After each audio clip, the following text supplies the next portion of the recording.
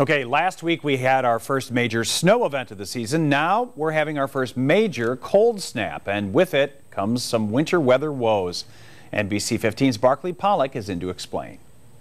The mild start to winter was nice, but some took the opportunity to put off annual home maintenance. That procrastination could leave you out in the cold, and prolonged exposure to the elements could land you in the ER. Smoke billows from snow-capped roofs. Jim Van Willigen is getting ready to put in some OT. As you can see, this one is pretty dirty. Van Willigen is a heating and cooling tech with All Comfort Services. He says so far this season, things have been quiet. The warmer than average start to the season had a lot to do with that.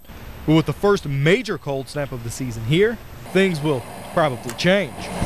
I'm expecting to have some late nights. Those late nights could be avoided if people service their furnaces.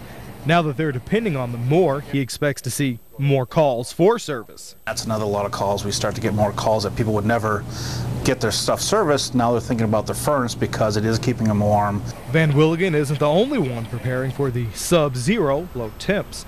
Local emergency rooms say they're also expecting to see a bit of a jump from people who've been outside for a little too long. You just got to dress appropriately and know your limits. Dr. Quinn Holzheimer says just like with extreme heat, the young, elderly, and those that are intoxicated are most impacted by the extreme cold.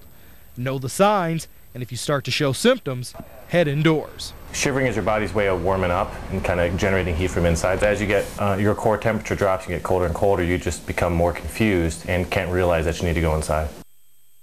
This is also a good time to check your carbon monoxide detector. Both our experts say this is the time of year to do that since more people will be spending more time indoors. Good reminder, Barkley.